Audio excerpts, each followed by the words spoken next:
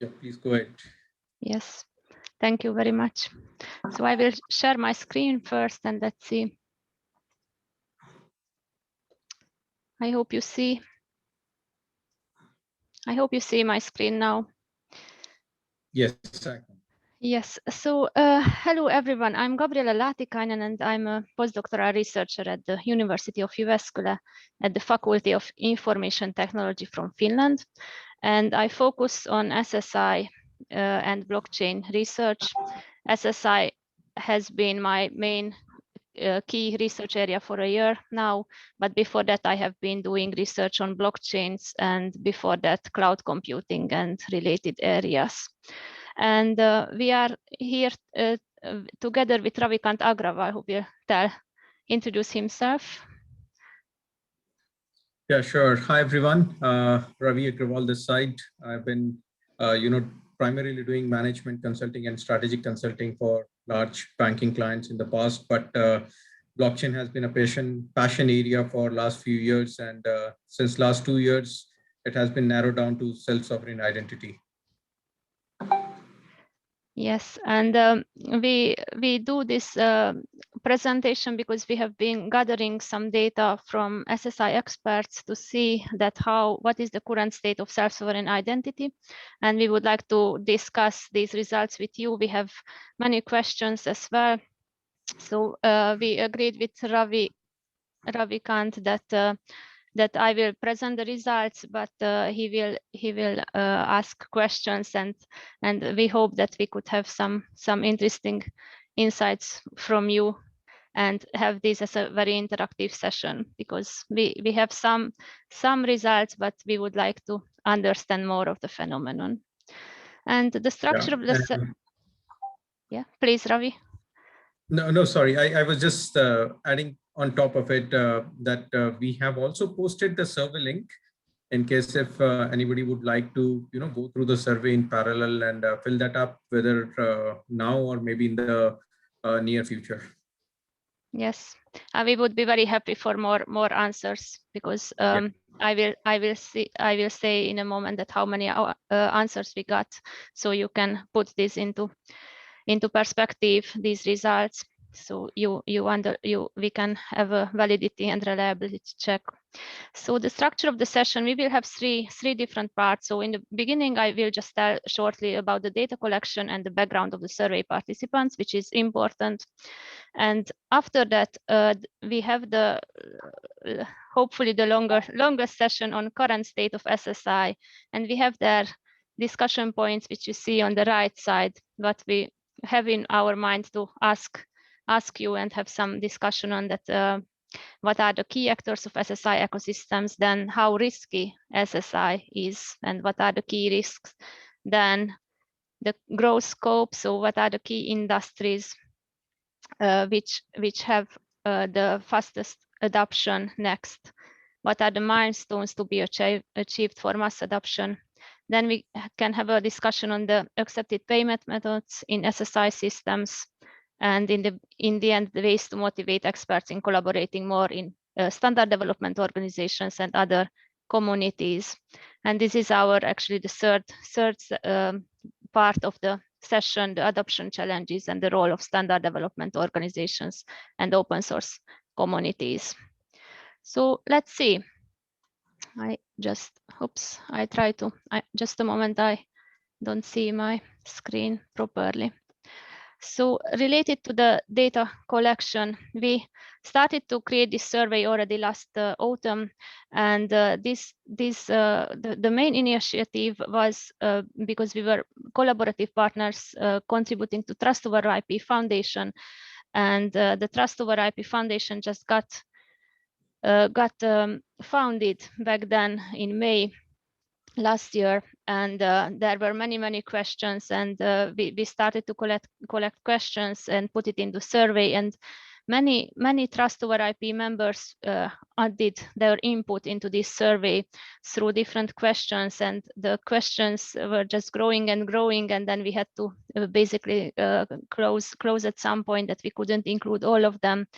And then basically the data collection was only now. So since a couple of weeks, we have been collected the data, and Trust over IP Foundation members are primarily responded to this survey. And we also asked other open source communities such as MyData, Hyperledger, and everyone what we could ask via our LinkedIn pages or some other ways. So the number of responses is 58, which is not a big number, but as I will show next, these are all experts who answered this survey. And that is why it's very, very interesting. And basically behind each of these responses, there is an SSI ecosystem behind. So I think that we can have still some conclusions, even though the number of responses is not high, but given that all these responses are from experts who really know what's going on, I think that we can have some conclusions already at this page, in this phase. And before this, we also gathered qualitative data via interviews from SSI experts. We asked exactly the same questions. What are the big challenges? What are the big blocks? Why it's the SSI ecosystem is not in production yet? And who are the main actors? What are the key risks, and so on? So basically, the coming up with the question was a bit longer phase than the actual data collection, and that's why we would like to ask you that in case you have some time to respond to this survey, we would be very happy in order to increase the validity and the reliability of these results. So basically, the top 3 countries from where we get the most answers is the United States of America, Canada, and India. But as you see from the picture, there are like many different countries which are represented in this survey. So basically, SSI reached everywhere. And this is the interesting page that basically we are speaking about experts. These people are contributing to different standard development organizations. SDO, I use the abbreviation for standard development organization or standard setting organization. So Trust over IP, Sovereign, DIF, W3C, and MyData members are the most of the respondents. And actually many people, they belong to many of these SDOs and other open source communities. And there were only just 3 persons who did not belong to any of these organizations. And mostly leaders and experts. So there are managers, consultants, and others, but their main role was expert or leader. We asked the industry sector of the respondents' organizations. So software and services is the most common industry, but of course, there have been many other industries represented, but not that many. So healthcare, pharmaceuticals, technology, hardware and equipment, but mainly software and services is the industry behind the respondents' organization. We asked that we asked the organization's size and age. So almost 50% are small organizations, which means that it's 1 to 9 employees, which is quite a big number. On the other hand, the age of the organization is more diverse. So we have here representations from different ages. Yeah, and I think just to add here, one of the observations that we took away is when we are talking about small organization, it should primarily be the organizations which are more in the innovation side or fintechs, right? Or the startups, I would say, who are, primarily enabling the technology. So that is the stage what we can think about when we talk about the number of employees and the organization size. Yes, exactly.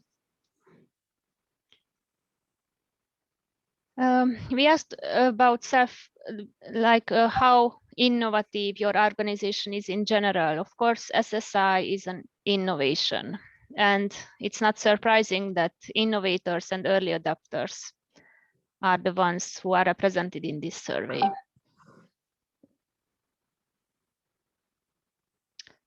Then we also asked that what is the phase of SSI adoption for the respondents' organization. So most of the respondents are working on an SSI solution already. 70% is working, and there have been only a small percentage of the respondents who is not yet decided to adopt SSI solutions.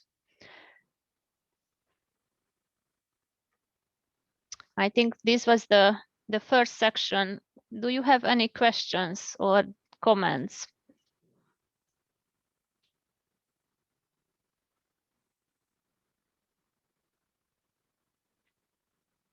If not, then I could continue. So SSI, we asked the industries, the SSI ecosystems industries. So the ecosystem behind the respondents organization. So what the organization is part of, what kind of industry does it belong to? And actually there were 25 different industries mentioned. I couldn't put a nice picture here because there were so many. And the top 3 industries are software and services, banks, and healthcare. So this means that SSI basically affects all the industries. It's not just restricted to 1 or 2 key industries, but it's really reaching everyone. And it's also very interesting that who are the actors in the respondents SSI ecosystem. So yeah, we were wondering that what are the key structures or the clusters of the actors in these SSI ecosystems. And of course we asked that what kind of organizations and public institutions, government, end users, non-profit organizations, individuals. So what are the actors who belong to this ecosystem? And actually what you see on the right side in the picture is it means that SSI affects everyone. So basically all kind of different businesses, non-profit organizations, public institutions, governments, and individuals are affected by SSI ecosystems. So they are part of different SSI ecosystems. We didn't have any big clusters on these. And of course, for-profit organizations had the biggest percentage, but not too much bigger than the rest. So we were our next question is about the role of the respondents organization in the SSI ecosystem, and we had very interesting discussions here before asking these questions together with different experts, and also with Ravikant. We had some different rounds when we tried to find out that how to ask this question in a way that we all understand it in the same way. And actually that's why we would like now to have a discussion on this, that how do you see this, what are the key roles in SSI ecosystems? Everyone is using different names for these roles. Of course, holders, issuers, and verifiers, they are easy to understand, and everybody understands it in the same way. On the other hand, we came up with a couple of options to choose from, but actually there are many different more. So I have the next slide. I have a couple of examples just to open the discussion here and ask you that, do you agree, do you disagree, what is missing? Of course, many different actors are missing here, but how do you see this? What are the key actors in an SSI ecosystem?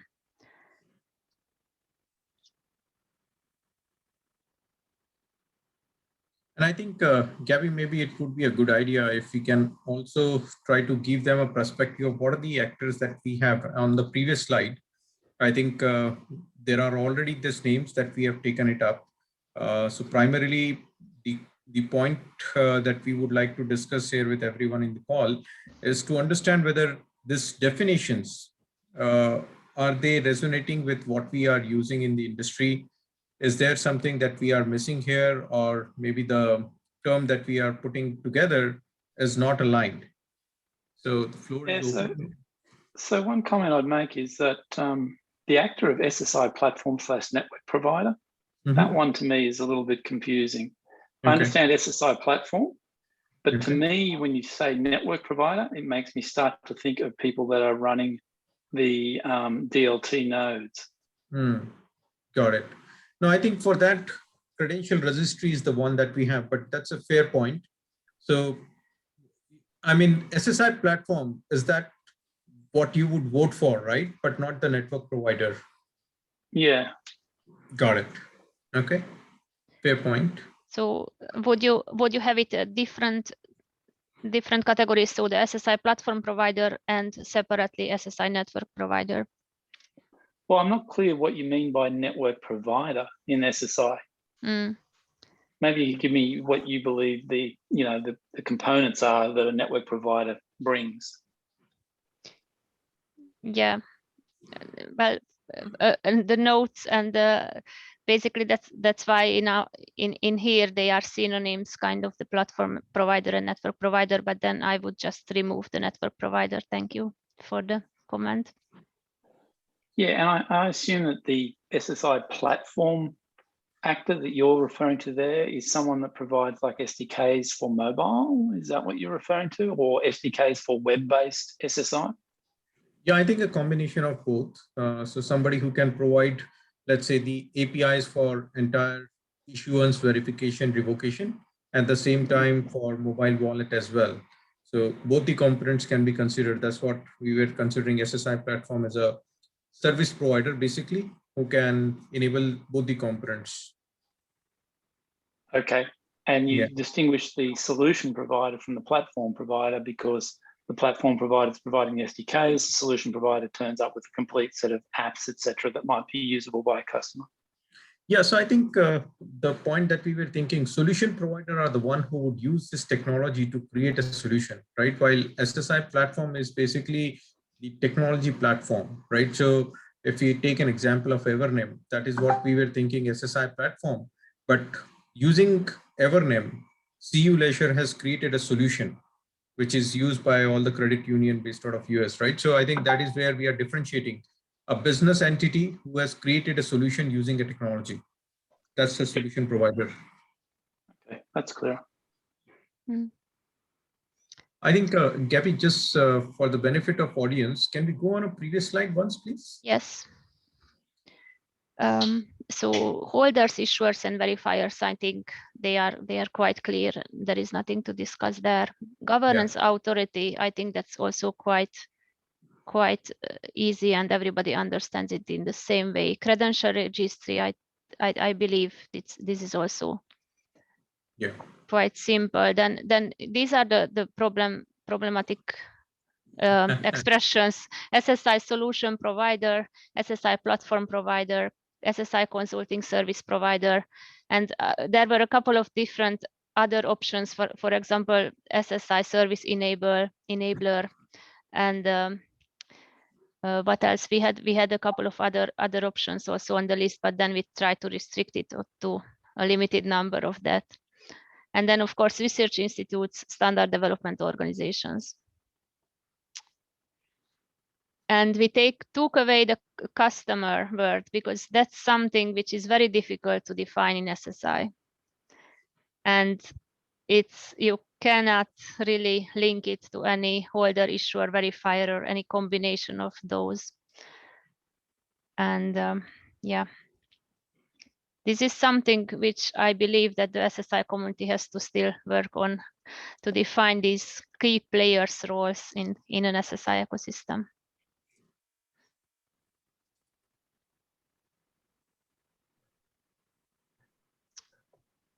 Should we go forward? I think if the definitions are all okay with everyone, we can move on. If there are any feedback, please feel free to share your thoughts and comments even in chat. Yeah, Gabby, I think we can move on. Thank you. So we ask these general questions: do you support the adoption of SSI solutions, and do you see it beneficial? And both of them, they were quite harmonized answers. So most of the respondents support the adoption and see its benefits. But on the other hand, we received very diverse answers on the risk side. So it is not generally considered as a high-risk technology. 40% disagreed that the adoption of SSI solutions is risky. So our next question would be that, is SSI a high-risk technology in your opinion?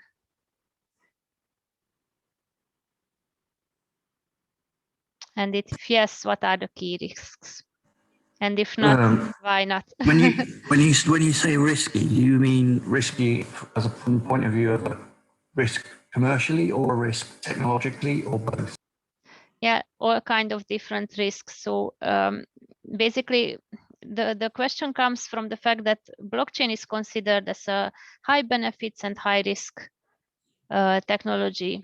At least many experts say that basically for the innovators, for the first movers, there is a high risk because there has to be some fundamental changes that have to be done in order to adopt blockchain. So that's why when we are speaking about SSI, then it's the question comes whether that risk also, high risk also exists for the first movers here, or is it less risky to adopt SSI?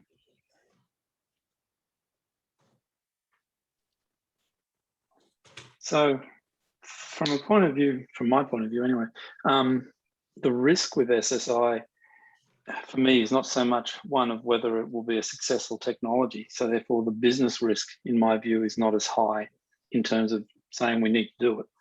The risk in my mind is from a technological point of view in how fast it's moving and how slow we are to be able to get standards agreement. And so therefore the risk is on picking the wrong, one to follow and to devote your resources to a path that ends up being a dead path. Right. So it's an implementation / maturity risk of the technology, more so than is this going to be something that we have to have in the world type risk. Yeah, so basically just following up the rapid development in all different parts of SSI. Yeah, and then you turn up to a conference like this and you spend the first day going to discussions about should we even use something that's been in the standard from the very beginning and we should throw it away, and you think, oh my goodness, is this going to disrupt the whole technology and I need to understand what's happening here? Or is this something that someone's got an idea, but it's okay, we'll be able to deal with it by adjusting the existing, standards. So we're still in that phase of thrashing. So is it basically the high risk is due to the immaturity of technological components and the lack of standards? That's my view, but I'm one person. Thank you for your insight. I think this is something that I've also learned when participating in some of the sessions so far. I think standard has been brought out repetitively as one of the concern area. Though I think there are different organizations who came forward, the SDO that we talked about, right? So there are different SDOs that are out in the market, who are trying to frame up some kind of standards, be it the core components or maybe the governance side of it. But yeah, I think we may have to do more on that side. That's what is the general feedback, even in some of the other sessions that I've been participating so far. Yeah, thank you. Anybody else? Do you have any comments or insights on this?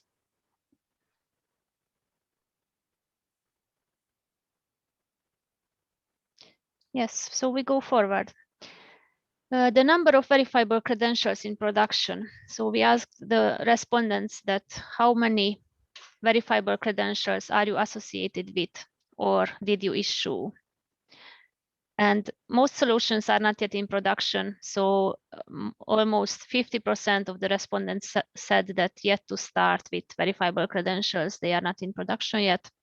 But on the other hand, 8% of the respondents have more than 100,000 verifiable credentials. And 20% of the respondents said that they have less than 1,000. So our question here would be just to start with a question that what are the major industries where large amount of verifiable credentials will be issued next? What do you think?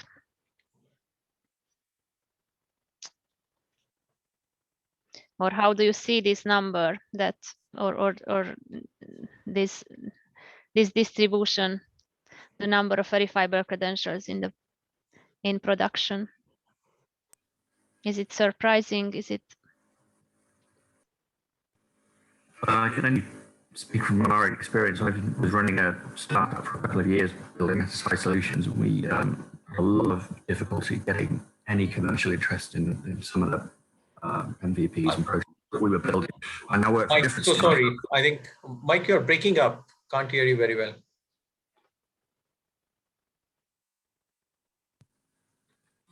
I'll take my microphone off. Is that better?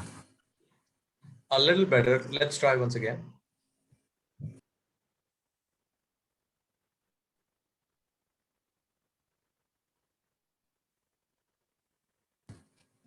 Bear with me a second.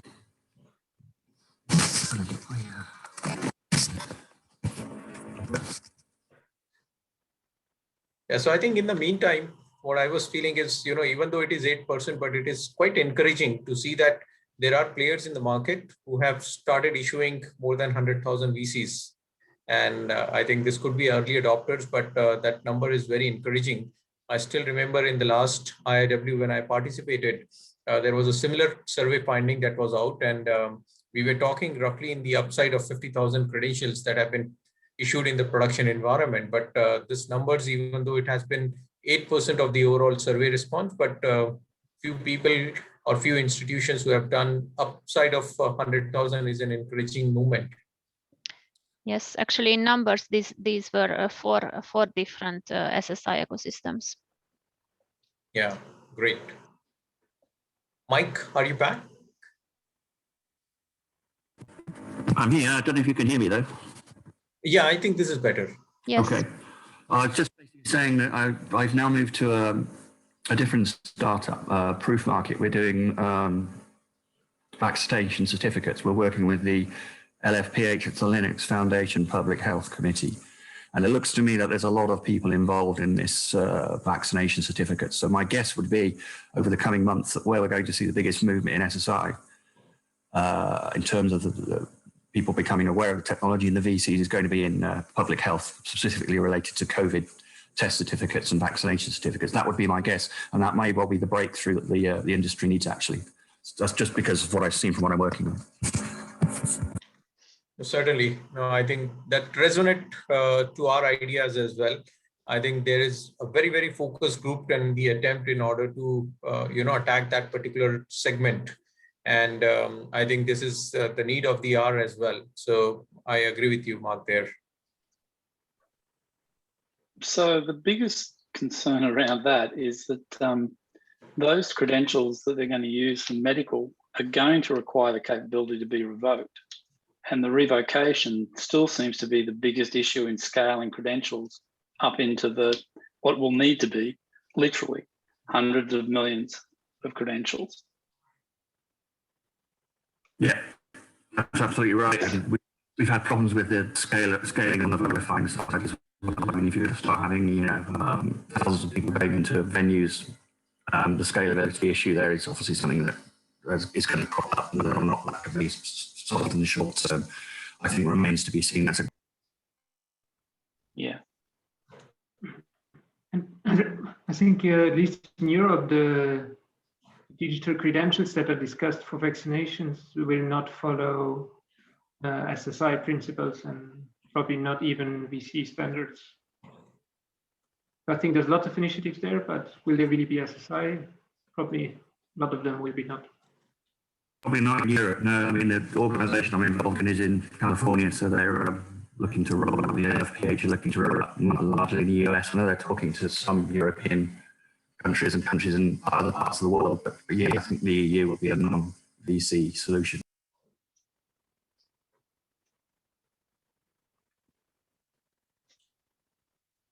All right. What could be the other industry after, let's say, the healthcare? Any thoughts on any other industry that might pick up? I think in my personal view, education is also a sector that has, looked in the SSI space very closely. In some of the past conversation with some of our client, as well as, in the other industry forum, education seems to be a very close competitor to healthcare. What's your thought? I think in Europe, definitely. I mean, the diplomas were one of the use cases in the EPSI project, so in the European Commission project around the blockchain.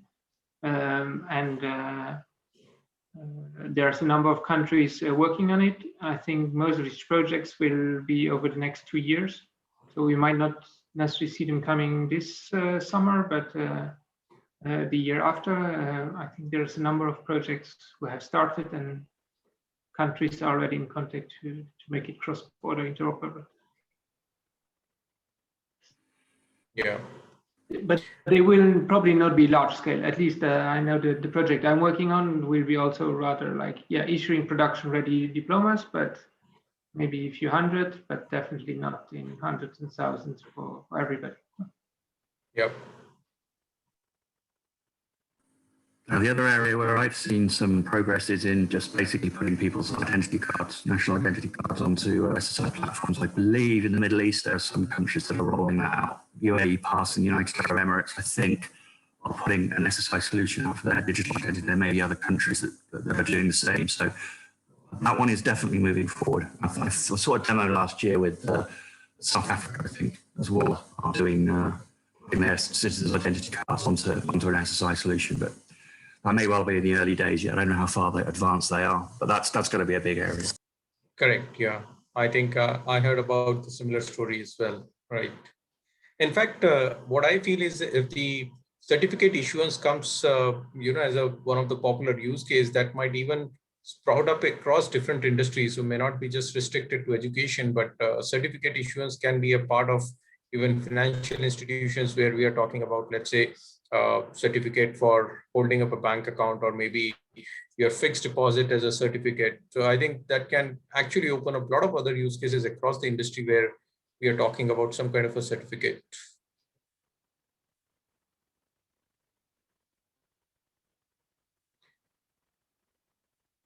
All right. Any other thoughts on this slide, or shall we move on? Probably we can move on. Thank you, everyone, for the thought. So the number of years when SSI becomes mainstream in your domain, that was the question from the respondents. So rapid development is expected, but still 62.5% think that SSI reaches mass adoption within 3 years. So our question is that what are the milestones to be achieved in the next 2-3 years for mass adoption? So it's still 3 years, it's not 1 year, so not very fast, even though we have seen now during the last year that SSI basically reached a new milestone. In my opinion, at least, there has been so many different initiatives and rapid development in all different parts of SSI that it has been really rapid and vibrant. But what do you think? What are the milestones now? What will happen in the next 2-3 years on this journey towards mass adoption? And I think just to add on what you just mentioned, Gabriela, I think this seems to be again encouraging because most of the highest, or rather the tallest bar is in 1 to 2 years. And overall between 1 to 2 year and 2 to 3 year, it is still 62%, which is sizable. But I think it would be interesting to get some more perspective. What are the milestones that would be required in order to further grow this one? So my view is that the thing that's going to be a major milestone is when the W3C standards for DIDs and VCs are finally incorporated into a couple of key software platforms. One of them's happening now, which is around the Akapai incorporation of the W3C stuff. And also there's a couple of frameworks that are doing that, because until those frameworks are utilizing what is a de facto set of standards, there's not ever going to be the possibility of interoperation. There's not going to be the possibility of using credentials from different registries across applications. But once that hurdle is over and some interop testing happens, that's going to be one of the main drivers to get, other companies to adopt the technology as a viable solution for identity. What is your guess? When does this happen? Well, luckily, the adoption into Akapai and into the Go framework seems to be progressing at good speed. So that could happen within the next year or two. Following that, it's probably another year out until people are actually incorporating all that into products. So that's, for me, still out into the 2 to 3 years. Mm.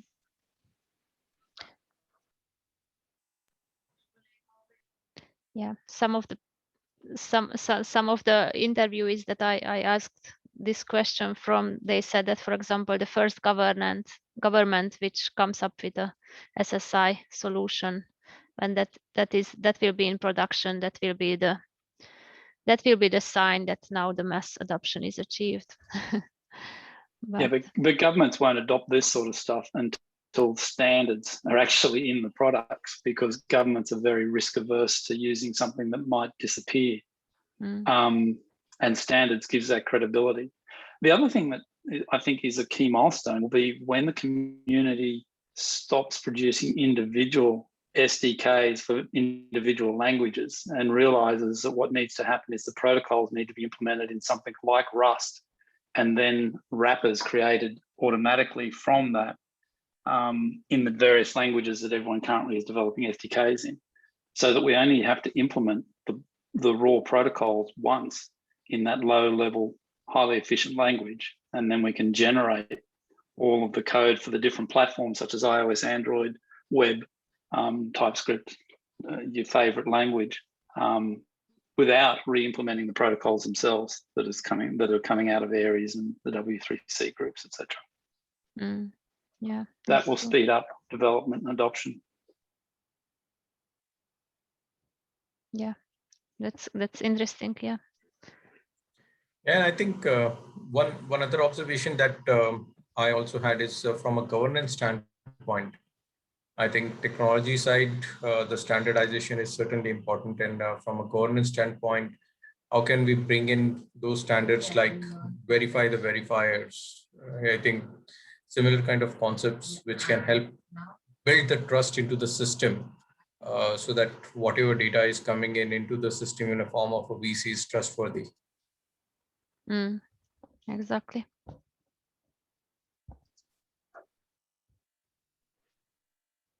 I see, and I'll be talking about this tomorrow, we see a lot of the decision makers at the business level being really frustrated with the complexity of governance. In other words, instead of they're looking for a solution, and they want an elegant solution, and then we dump massive governance frameworks on them as this is what you need to master before you can implement this, and they are just not interested. So I think one of the huge challenges that has to be overcome is taking this entire field and kind of creating better UX and communication around it for people who are not engineers. That's, I think, one of the major obstacles. And whoever manages to do that, the standards that they're following will more than likely be the standards that other people will copy.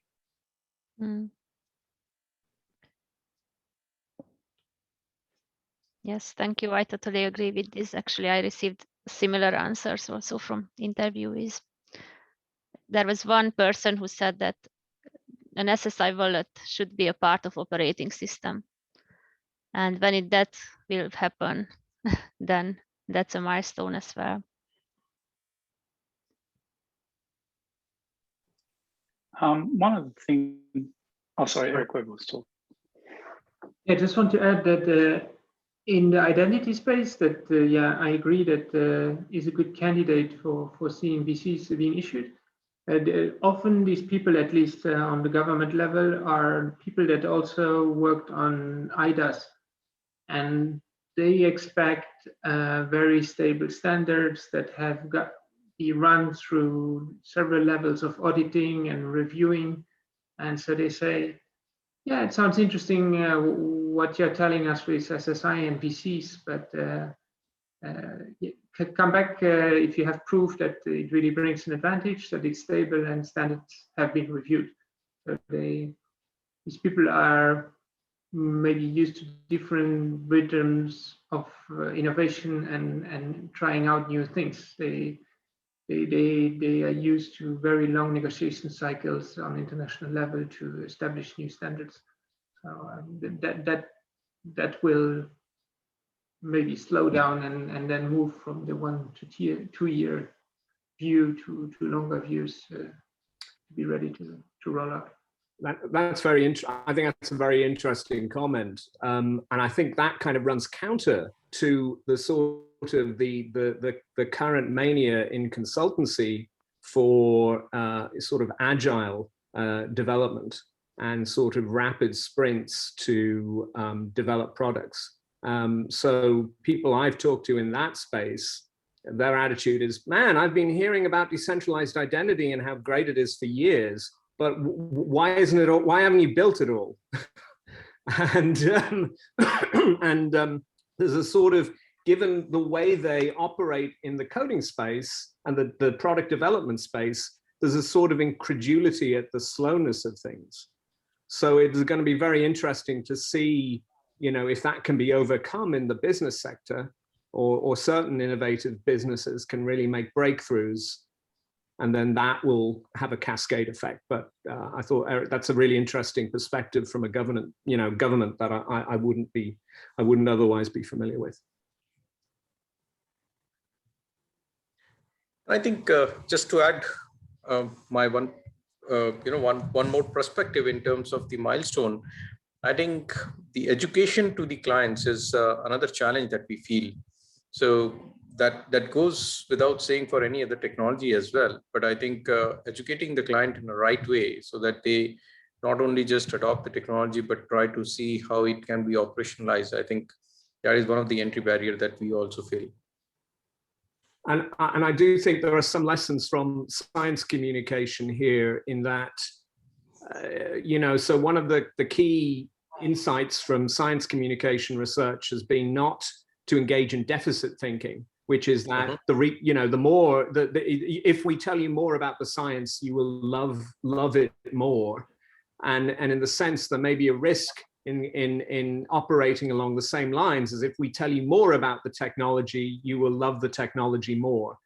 And so it actually may be, far more important to pivot the conversation more to values and to other sorts of, and to equity and to other things that kind of trigger people's emotional reactions to all of this as a positive step forward. And then the engineers can figure out the instruction. I think I agree to 2 points that were said. There's definitely a great need of education and spreading the idea, because once you get outside of the SSI bubble, we also did interviews with different administrations, and they have no clue what you're talking about. So they are not considering a solution because they don't even know that they have a problem that could be solved with this solution. And I think, on the other side, once you explain it, they are scared by blockchain or by similar concepts. And if you start talking about credentials and wallets, it's all new vocabulary. So I agree that really focusing on the benefit and what you bring as a value makes it probably much easier to sell your projects and new ideas than selling it by purely technology.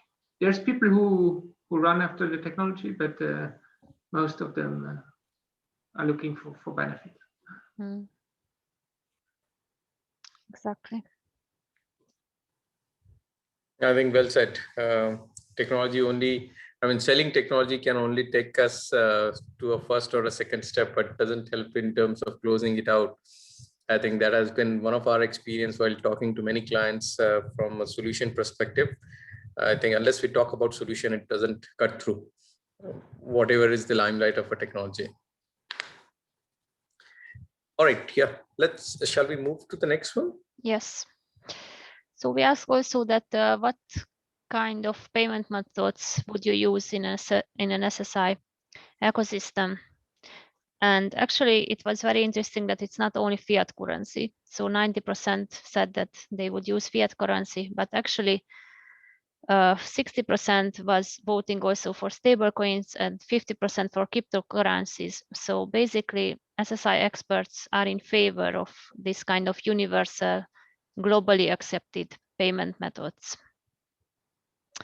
So our discussion point here would be, or just the introductory question, which use case it would benefit from the use of cryptocurrencies and stable coins, and what are the challenges related to the use of these? And what do you think in general about stable coins and cryptocurrencies as in exchange for example, verifiable credentials or any other business model?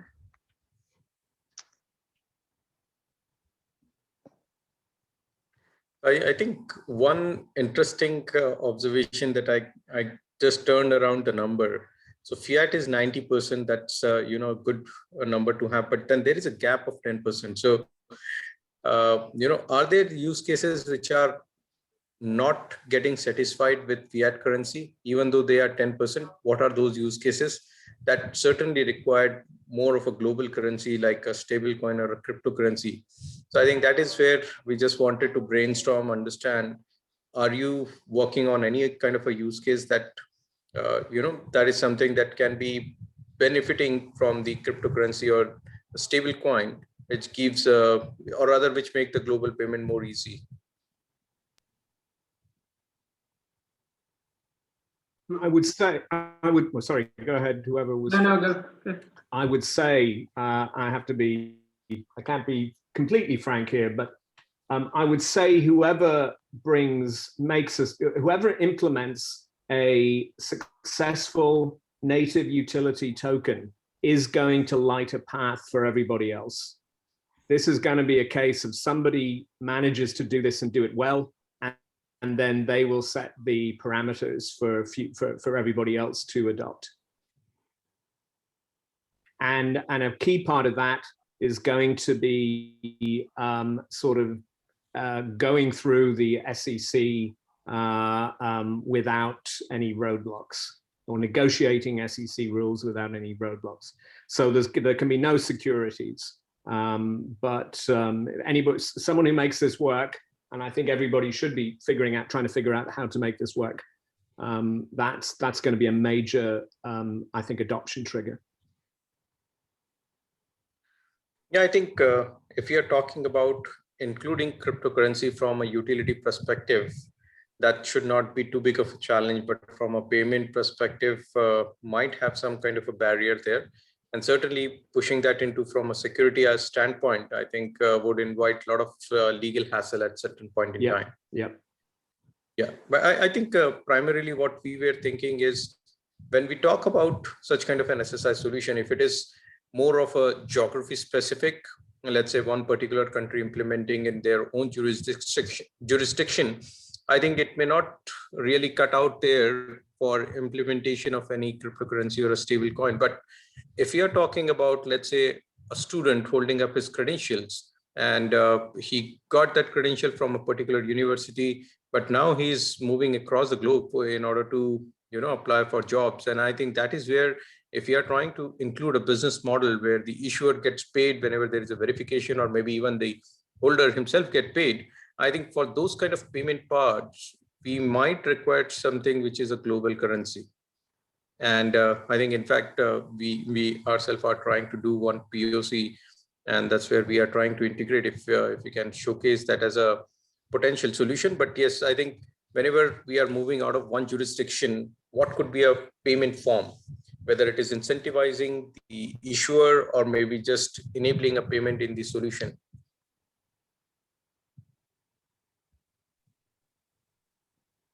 I think for that, you first need to solve this question where there were already several sessions on it. What's a viable business model? And the example you just gave, will the issuer really be paid every time verifier uses it or not? Because one of my thoughts is also that you really want to solve two problems or to drive two new concepts towards adoption. So if you want to promote SSI, do you also want to add a layer and try to drive the adoption of cryptocurrencies at the same time, especially if it goes all around trust and also legal validity of VCs and things like that. So you might end up in a quite regulated environment. So if you add the complexity of cryptocurrency on top, it might scare away some people. But yeah, I'm looking more at the options for SSI in the public sector. So I wouldn't add their cryptocurrencies because that might delay things. I agree. I think even large enterprises are allergic whenever there is a term of cryptocurrency. So you're right in terms of saying two cards to sell together might be a difficult challenge. On the other side, I had some interesting discussions. People were quite openly wondering if you want to promote the usage of wallets, and I think that's what a lot of people understand. Today, you have a wallet where your driving license is in it and there's money in it. So if you want to make me use a digital wallet, the killer application could actually be payments. So it would not be paying for SSI, but it would be payment as an additional service in your solution. And then, of course, once you have this in it, you could also pay for the SSI service itself, but more as an additional feature. Correct, yeah. Then we would need some SSI wallets which are able to handle also cryptocurrencies and stable coins. And I'm sure, I think the solutions are not restricted to particular geography. And if we are crossing the boundaries of one country, I think global payment would certainly become the obvious choice. Whether we do that in the form of cryptocurrency stablecoin, or let's say, finger crossed, whenever Facebook come out with their own coin like Dime, which is maybe relatively better accepted compared to a cryptocurrency, but again, a global form of payment. And we don't end up having the foreign exchange or maybe the transaction fees on top of it. I think many solutions might be looking for such kind of a payment method.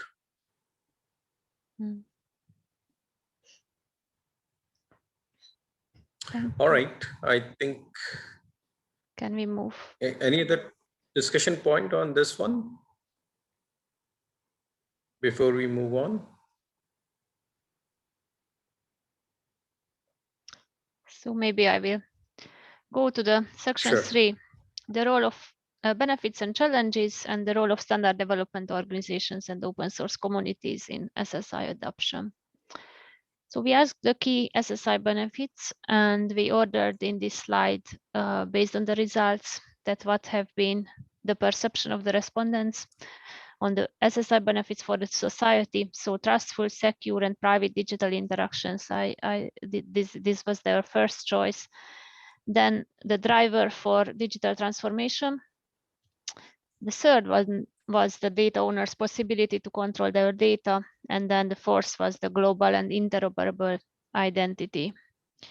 And we asked separately for the organization that what are your key, what kind of benefits are the top benefits which SSI brings for you, for your specific organization. So new innovations was the first one. And actually this is not surprising, especially that we had small companies there and innovators and early adopters. So it seems that they are developing new solutions, new innovations, and not just like trying to transform already existing solutions into some other form. Then competitive advantage and strategic alliances. That was interesting as it was the third one. Of course, it's understandable because SSI ecosystems form strategic alliances by nature. And then they simplify processes. Do you have any comments on these?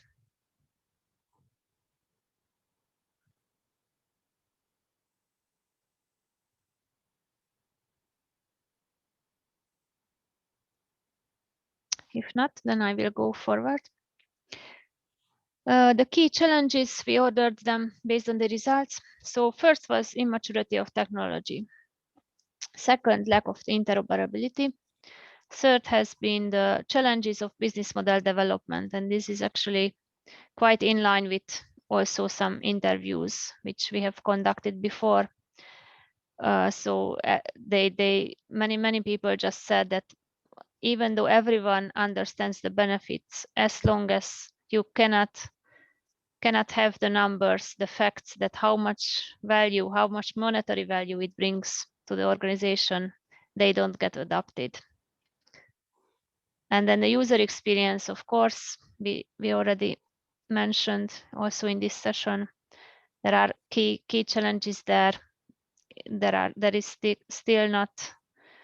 still not very user-friendly SSI wallets, and then there is this long steps of what to do, this first and second and third. And then the developing the governance rules and policies was the fifth, and lack of knowledge and understanding was the sixth. So basically, this is about the people not understanding the SSI concepts in the same way, or it's too new still. And everybody has different mental models.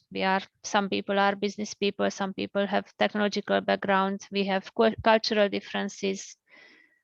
Also, the trust for governments and society are different in different geographies. So this is the list of key challenges. Do you have any comments on these? What would you put first and second and third? Well, I think 1 and 2 overlap. I mean, you could say that the lack of interoperability is a key aspect of the immaturity of the technology. So to me, they're more or less the same sort of thing. And I do agree that interoperability is certainly claims of interoperability that aren't actually backed up by real interoperability are a definite business risk. And I think, but I do think, yeah, I mean, I would agree with you know, given the small sample and it's a very specific sample, I think this says this should be understood within that. I think if you asked members of the business community, they could say they might rank 6 as number 1. And 4 is number 2, and maybe 3, depending on how much they knew about it. Exactly. Yes. And actually that were not. I think 4 is understated. Understated. Yeah, it should be earlier. Understated, yeah. Yeah, because having been through the process of trying to build a user experience for credential verification, issuance and presentation. One of the really nice things that's getting built into the standards is all this thing about how you can choose which attributes of a credential you present. Now, explaining that sort of to a user where all of our current interfaces really show credentials as if they were, you know, like credit cards. in terms of what the user sees, it's hard to then break that down into, well, which one of these credit card type icons do you want to use to present which attributes from it in a proof presentation? And we'll combine multiples of them. Yeah, I think, Jemima, you have some questions. Would you like to ask that over a voice? Oh, hi. Yeah, thanks. This is really interesting. I'm afraid I missed the key benefits, which I think I know, but I would love to, if you could just pop back, not right now, but maybe before we shut the session. Sure. Oh, thank you. Oh my God, thank you. Okay, I'm just gonna take a shot at that. Yeah, I think is funding not an issue? I mean, is money freely flowing into this in terms of something holding the sector back? Is there lots of money? Lots of funding for these technologies? I'm a bit surprised to see not money and costs in benefit, because there's so many manual checks that are done now that could be fully automated. So I was more surprised not to see cost reduction under benefits. Actually, it was one of the options. All this fraud, but it didn't score high. Sorry, I just wanted to say that it was one of the options, but it didn't get into the slide because it didn't get so many choice. Not many people chose that. And did you have something around fraud? Or? No, we didn't have fraud. We have money laundering and yeah, but yeah, we didn't have. We had other option, but nobody wrote there anything. That's the problem with surveys. Yeah. But I mean, trustful and secure, I guess, is kind of dealing with fraud. Yes.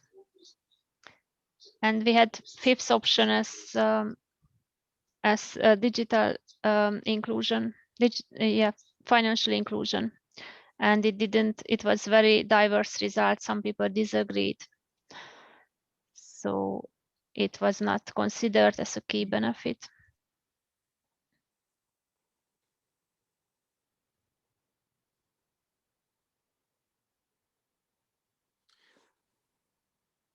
I think maybe we are still, collecting more data, but verification cost, I think that certainly seems to be one of the things that we were also expecting to come up. Yeah.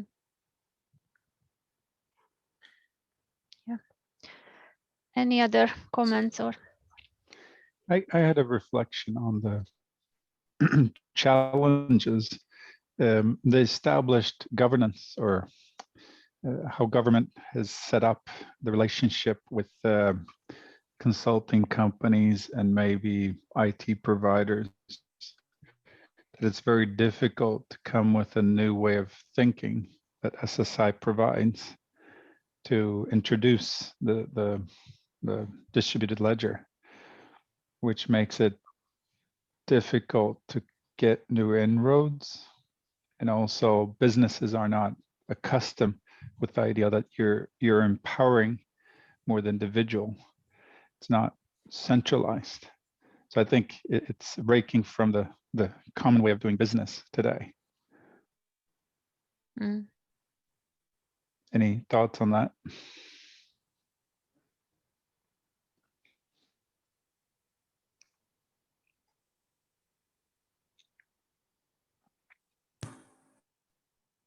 Maybe I think I only gathered half part out of. Do you mind just rephrasing it once again, please? If you take any government worldwide, if you're pitching for them, oh, let's introduce SSI from a startup. The government already has a network of IT providers, consultants, and it's very difficult for a startup to come in and say disruptive or we call disruptive technology, to come and break the previous established quorum, or how they usually do the business. So it's very difficult to get inroads. The COVID vaccine, even though it's a wonderful idea with using distributed ledger, and there are pockets of examples, there's still the problem with paper. Not everybody will have it, and it might cause some disruption of technology access. So we haven't quite found the perfect use case to introduce SSI. I think that's a challenge to make it mainstream. But once you have what I call a highway infrastructure, which would be a distributed ledger, it'll be much easier to build up these businesses, and then you can establish the trust, you can create the governance that's needed around it, and so forth.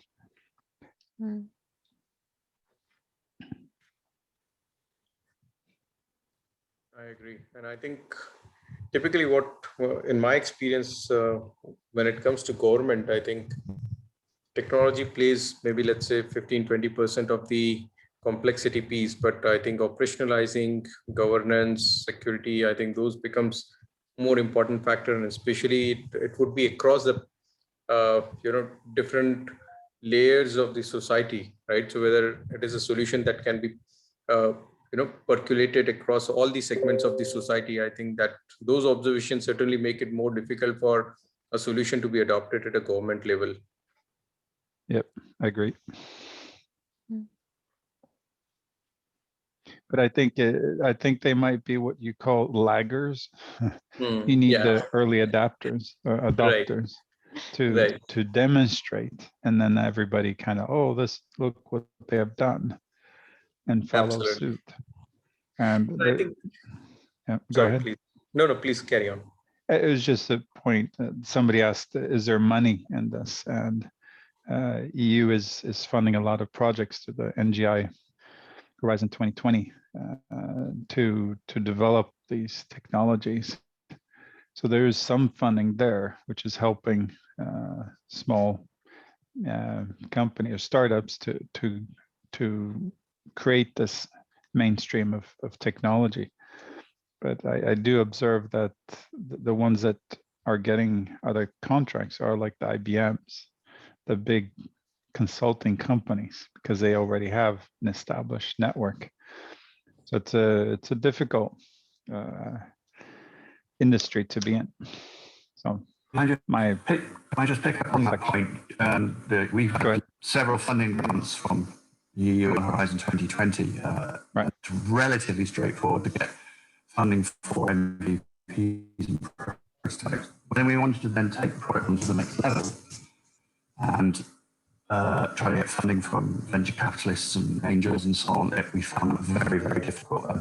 To come back to Jemima's question earlier on, is there much money out there? The answer is definitely a resounding no. At the moment, there's a great reluctance to invest in this technology from investors, in my opinion. The size of the market globally is still tiny.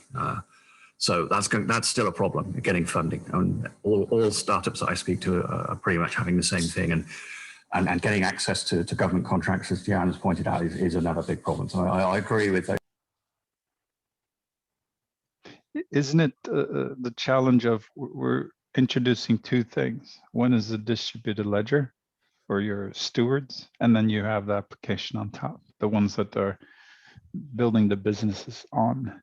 So venture capitalists won't understand that separation, and when a startup or company comes in with the pitch, they might be talking about both. Yes, and well, in effect, you should have an infrastructure in place. I think it's fair to say that the 6 issues on the slide there are feeding into those problems. They are the causes of why venture capitalists are just holding back at the moment. They may say, well, lack of interoperability, user experience, etc., we're not interested. So solve these 6, maybe the rest will follow. I don't know. At the moment, it's very, very hard to get funding.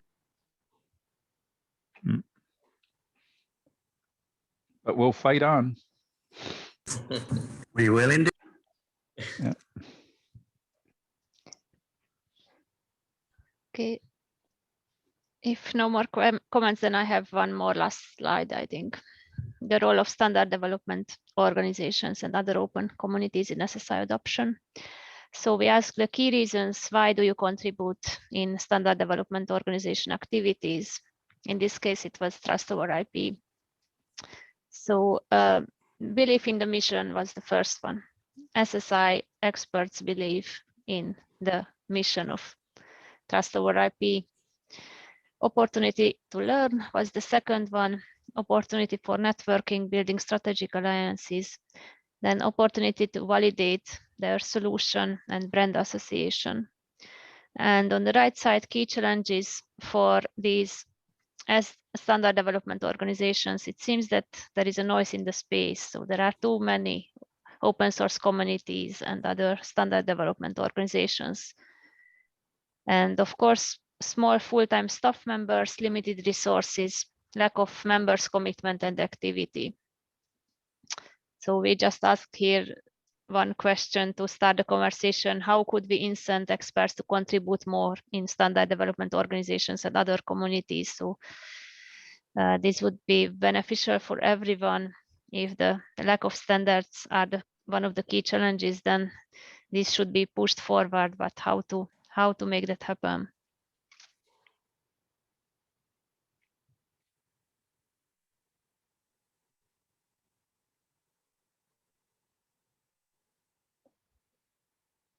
Any thoughts on that? Or anything related? When you mention standard development organizations, are you thinking like Trust over IP, Hyperledger, and such? Yes, Hyperledger, Diff, W3C, other my data. So it's not standard development organization. It can be standard setting organization. It can be an open source community.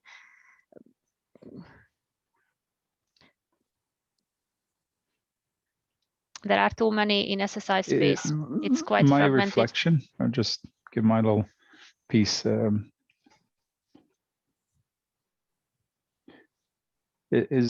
I hearing hacked? Is my end or is the speaker hacking the internet connection? Yeah, I think has a problem. If I understand. Turkey and Australia. Jan, you're fine. Keep going. Okay. I'm member of Trust over IP. I have contributed in Hyperledger Aries, and I also work with ISO standardization with some of the privacy standards. And sometimes I feel like some of these SDOs, it's a little bit chaotic in nature.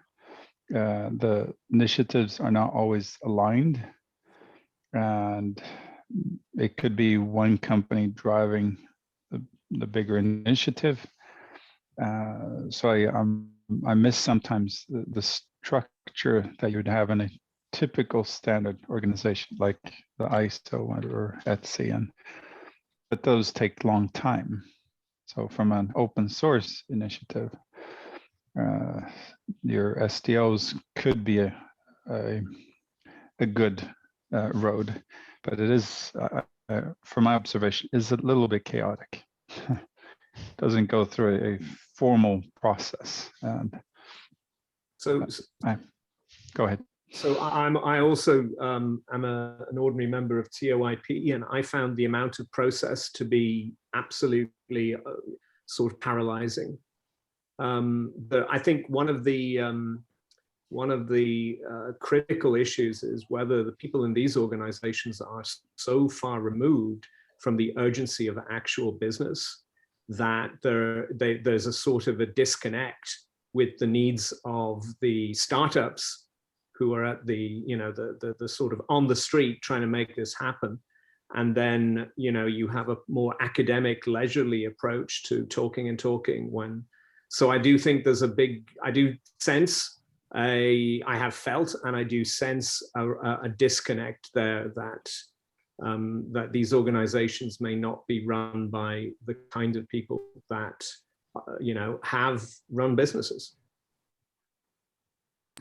Oh, it's more of an academic exercise. I would echo Trevor's words there 100%. I think that's that disconnect between academia and research and the technical aspects of SSI and people in the startups and the businesses is a big disconnect. It's a big problem. I've been interested over IP as well. I mean, also in the COVID Credentials Initiative, and there is some chaos around the SDOs, but that disconnect is a major problem. I 100% agree with you, Trevor. Yeah, I mean, I've been in the nonprofit world, and I've been in the academic world, and I've also been in the business world, and business can be super inefficient too. I think back to my first job was at Texas Instruments, and I had to learn an entirely new software package because different to how I was with the one I was employed to do, but I was able to do it because they couldn't make my computer work for a week. So I read the instruction manual. So, but on a serious note, the other issue is whether the SDOs are actually getting in the way of business, because people are looking to the SDOs as the sort of standard bearers of the technology. And I think that's a real potential risk. And again, this is the kind of subject of my talk tomorrow is, whether the whole governance and standard thing is actually turning the business community off SSI because they just don't have the bandwidth to deal with it all.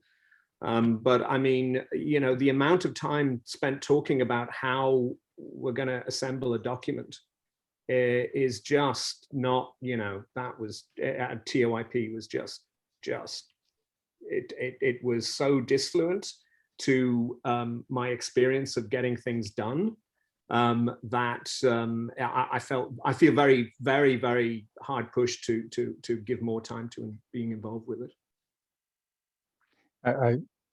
I can reflect on that sentiment. I'm also active in that group, and I can say that there's some good parts and some bad parts. One activity that I was engaged with, which is a good part, just to give a positive spin as well, there was this question of interop. How do you establish interop? Mm-hmm. And there was a relatively good initiative in one of the interop. It's called Saturn V tip or project, where they set how are you going to test? How do you self-test before testing with other vendors? And then the next step is, once you've done your self-test, you go into interop. And the companies were open to be able to share their APIs to be able to run. I ran with Postman, and I tested between Evernym, IBM, and I was representing iGrant.io, and there were others as well involved. So that created at least a form of interoperability test, which I thought I admired. But each area, it's a little more chaotic, or might not have the business or a clear use case in mind that is common to the whole group. Makes it a little challenging. But the interop, I thought, worked fairly well. That's interesting to know. I did a little presentation if it's somewhere, if you wanted to just get the concept of how that interop works. And I described it, if interested. Yep, gonna look it up. Thank you. Before I jump off the call, I've just posted a link in the chat there, which is a Juniper Research. They're a financial research company or something. That's a survey they did on SSI, the industry as a whole. It's a little bit out of date from a year ago. And you can sort of look at the numbers there. They were saying that it's only a $100 million industry this year, but it's expected to be $1 billion industry by 2024. And you can read some of their conclusions. So a lot of people might be interested to have a look. So there's actually a pot of gold around that rainbow. So they say, but these are estimates, of course, and projections, but 1,000% increase in 4 years is, if we could achieve that, would be very good. There must be something left for us So one thing on further on this incenting experts topic, and maybe you guys sort of covered it in what you discussed a minute ago. One of the things that's really hard is we seem to be creating another STO the minute that there's disagreement, rather than just working out how we can use the existing STOs to solve it. The fewer the number of STOs, the less difficult it is to work out which one you should commit to and give time to. But at the moment, we seem to be proliferating them. Like a Ben and Jerry's ice cream shop. Just pick and choose whatever flavor you want. Yeah, exactly. I think there should be a bar of some level at which you don't create another STO until you prove that there isn't already one that can do this, and that there's some some level of proof that it's required. Yeah, and some are created to address a very specific area, and they don't cover the whole spectrum. I don't know if we do which just reflections spawns like another one. Like diff covers some areas. DIDCOM is really good. There's a presentation exchange is also another, but then it doesn't cover others that would be necessary. But yeah. Yeah.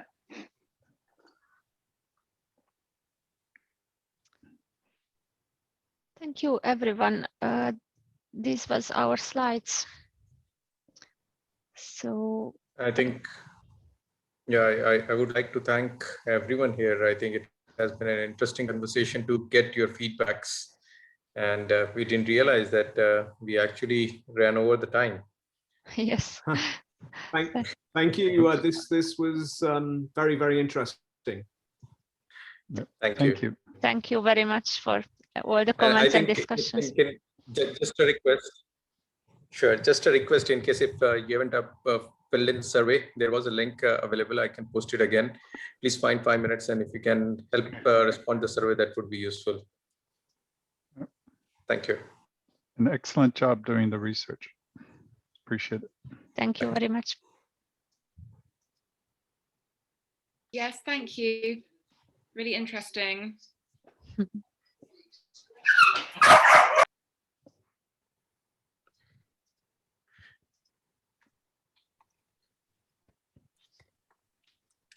I will stop All right, recording Gabby, now. Yes, I will stop.